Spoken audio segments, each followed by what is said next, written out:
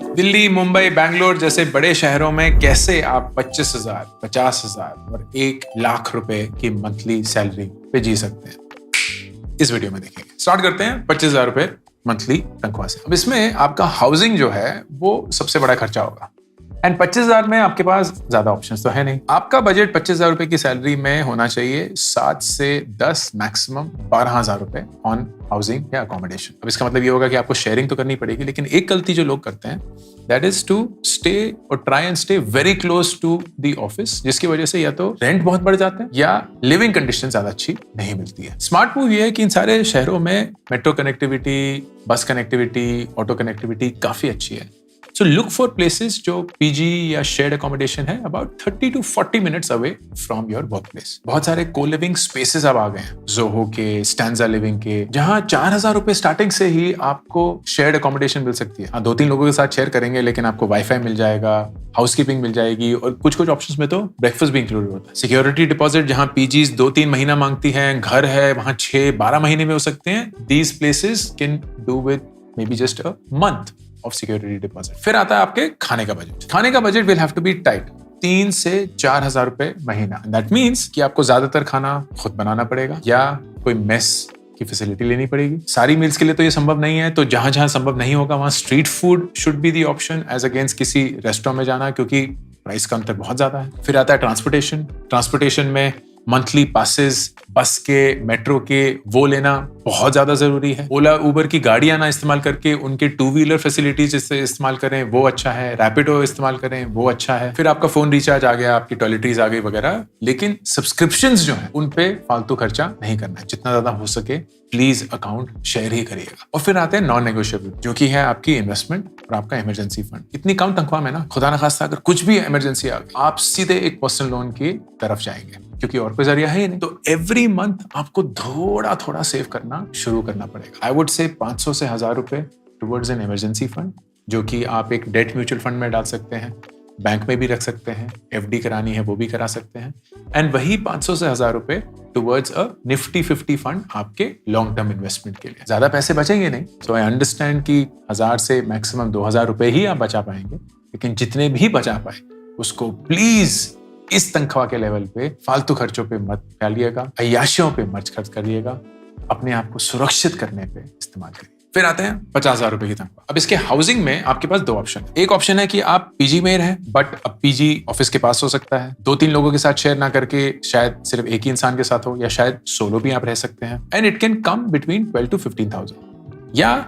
आपके पास इतनी फ्लेक्सिबिलिटी है कि आप 2 बेडरूम का एक घर ले सकते हैं, एक फ्लैटमेट के साथ एक बेडरूम शेयर कर सकते हैं, and now suddenly it will be 18 to maybe 20,000। My advice, 50,000 रुपए की तनख्वाह पे you should ideally go for a flatmate, provided वो फ्लैटमेट सही है, कि आप कलेशी फ्लैटमेट के साथ नहीं रह रहे हैं एंड आपकी जिंदगी उसकी वजह से दूभर नहीं हो गई है, but you have a really good person that you're learning from, that you can vibe with, that you have friends with, and जो additional expense है it will very quickly be worth it। आपको अपना living room मिलेगा, अपना kitchen मिलेगा, अपना खाना आप बना सकते हैं, अपने एक इंडिपेंडेंस एक्सपीरियंस कर सकते हैं, which I think is really important and also possible at this salary level। Food budget को थोड़ा एक्सपेंड करके आप 5 से 6,000 रुपए तक जा सकते हैं, पर इसका मतलब ये नहीं है कि आप बाहर हर रोज खाएंगे। आप अभी भी ज्यादातर खाने अपना खुद बनाएंगे, मेस या टिफिन सर्विस लेंगे, and only occasionally, instead of now eating street food, you may order in or eat at a local restaurant। Transportation के लिए भी आप अपग्रेड आ सकता है। 2 से 3,000 रुपए का बजट महीने का, तो मेट्रो कार्ड तो लेना ही है, बस पास भी अगर बनता है तो लेना ही है, लेकिन ओकेजनल अगर कभी लेट हो रहे हो या बहुत बारिशें हो रही हैं, कुछ हो रहा हो, तो उबर ओला ले सकते हैं। If you really play it well, एक 50,000 रुपए की तनख्वाह में आपके खर्चे 30-35,000 रुपए में समा सकते हैं, and that gives you a huge 10, 15, 20,000 surplus. अब इसको कैसे खर्च करना है? You should invest in your health. तो वो जिम मेंबरशिप जो आप पोस्टपोन कर रहे थे, या वो जो सप्लीमेंट्स आप लेना चाहते थे, please set aside 2-3,000 a month for that, perhaps even more. Please invest in your learning.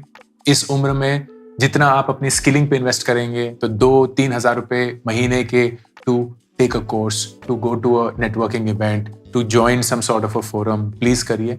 और बाकी के जो 10,000 रुपए बच गए, उसमें से 2,000 रुपए towards an emergency fund, absolute, ताकि कभी भी कोई भी इमरजेंसी आए आपको किसी और से कर्ज ना लेना पड़े, and about 8,000 rupees towards your investment goals. उसमें 4,000 रुपए निफ्टी 50, 4,000 रुपए flexi cap, and you will grow at between 14 to 15% blended average over a long period of time, which is a great return over a long period. इस तनख्वाह पे you should ideally also think of term insurance अगर आप family के only earning member हैं। 1 करोड़ का plan सही रहेगा। It will cost about 700 to 800 rupees a month and you should consider taking it. Again, as I said, अगर आप family के only earning member हैं and उनकी financial dependence पूरी आप पर है। अगर नहीं, then you can wait till you turn 30, you have your own family, so that at that point it is a good investment to make. अब आते हैं 1 लाख रुपए की तनख्वाह पे। यहां चीजें अब थोड़ी ट्रिकी होनी शुरू हो गई। हर एक इंसान जो ये वीडियो देख रहा है वो किसी ना किसी पॉइंट पे इस मकाम पे पहुंचेगा ही, लेकिन ये सारी चीजें प्लीज याद रखने की कोशिश करिएगा। This is where lifestyle inflation starts creeping in. Lifestyle inflation क्या होता है कि आपकी जैसे जैसे तनख्वाह बढ़ती है आपके खर्चे भी वैसे बढ़ जाते हैं, क्योंकि आपकी लाइफस्टाइल बढ़ चुकी है। इसलिए नहीं क्योंकि आपकी जरूरत की चीजें बढ़ गई हैं, आपकी अय्याशियां, आपके अरमान बढ़ गए हैं। वो फोन महंगा हो गया है, वो गाड़ी आ चुकी है, वो कपड़े आ चुके हैं, वो पार्टियां आ चुकी हैं, वो वेकेशन आ चुका है, वो बड़ा सा घर आ चुका है।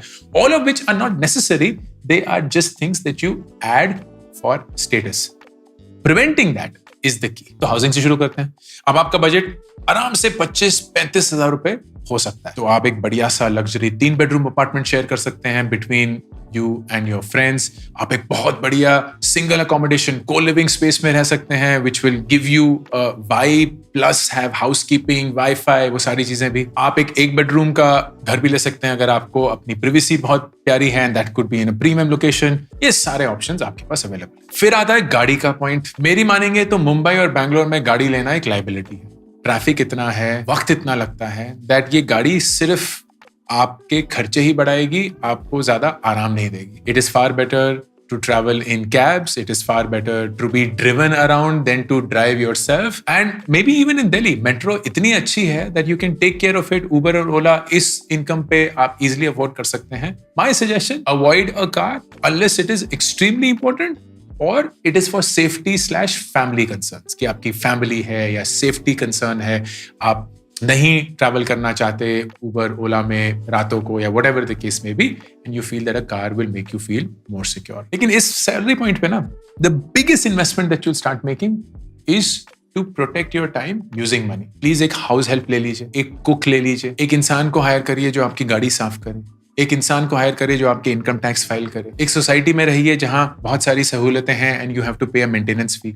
वो सारी चीजें that money should ideally buy so that you don't have to spend your time and your energy thinking about them. ये सारी चीजें भी करेंगे ना, आपका मोटा मोटा खर्चा 65-70 हजार रुपए आना चाहिए, which means you should be ideally sitting on anywhere between 20 to 30,000 rupees of surplus money. इसमें 5,000 रुपए इमरजेंसी फंड, 5,000 रुपए स्किलिंग लर्निंग, 20,000 रुपए इन्वेस्ट। उस 20,000 रुपए का क्या स्प्लिट है? 10,000 रुपए निफ्टी 50, 5,000 रुपए फ्लेक्सी कैप, 5,000 रुपए स्मॉल कैप। SIP करिए, महीने के 1 दिन पे जाएगा, भूल जाइए, 10 साल बाद देखेंगे करोड़पति बन चुके हो। अब इन तीनों इनकम रेंजेस में कौन कौन सी चीजें हैं जो कॉमन है and don't change because of income? Number 1, networking. Networking का सबसे बेस्ट तरीका है वॉलंटियरिंग। आप इवेंट पे टिकट खरीद के ना जाएं, उसके इवेंट के वॉलंटियर बनिए, आपको उतना ही ज्ञान मिलेगा, उतने ही लोगों से मिलेंगे, प्लस ऑपरेशनल एक्सपीरियंस मिलेगा, पैसे भी कमा लेंगे। It's the best use of your weekend to throw yourself into a world where you are surrounded bye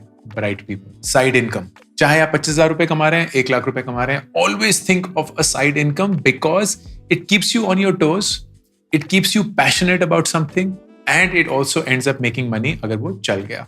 वो साइड इनकम आप अपनी रातों को, अपनी छुट्टियों को, अपने वीकेंड्स पे परस्यू करिए।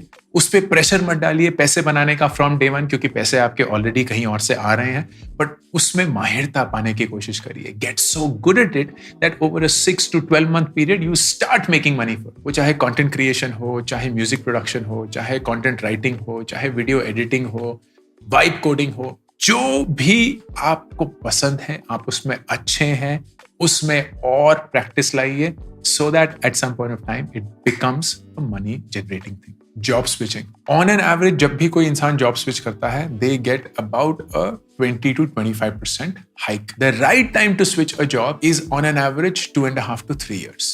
Right इसलिए बोल रहा हूँ क्योंकि उस पॉइंट तक आपके पास enough experience आ गया होता है, थोड़ा सा ग्रोथ स्टॉल होना शुरू हो गया होता है, एंड उस पॉइंट पे वो बेस भी बन चुका है कि वो 25% की हाइक एक अच्छे नंबर में ट्रांसलेट हो जाएगी। So please consider that as a strategic part of your professional growth. वो जमाने गए जहां आप एक ही कंपनी के साथ 30 साल काम करते थे और ग्रेजुएटी लेके रिटायर करते थे। अब हर 3, 4, 5 साल हमें जॉब बदलनी चाहिए। नया रुतबा, नया एक्सपीरियंस, नया अनुभव, that will always keep you on your toes. अब इसी के चलते irrespective of your income, गलतियां जो हर एक इनकम में होती हैं एंड उनको अवॉइड करना है। नंबर 1, क्रेडिट कार्ड या पर्सनल लोन का ट्रैप। जैसे ही कोई ख्वाहिश दिखी, क्रेडिट कार्ड स्वाइप कर दिया, पर्सनल लोन ले लिया। जैसे ही कोई इमरजेंसी आया, क्रेडिट कार्ड ले लिया, पर्सनल लोन ले लिया। Avoid this.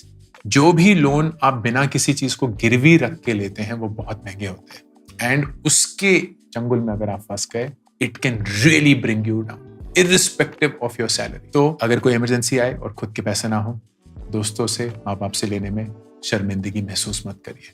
उनको कायदे से अगर आप वापस करेंगे, that will save your self respect. किसी भी अरमान, ख्वाहिश को पूरा करने के लिए पर्सनल लोन, क्रेडिट कार्ड ना लें। अगर आपके पास वो पैसे नहीं हैं, तो आपके पास वो पैसे नहीं हैं।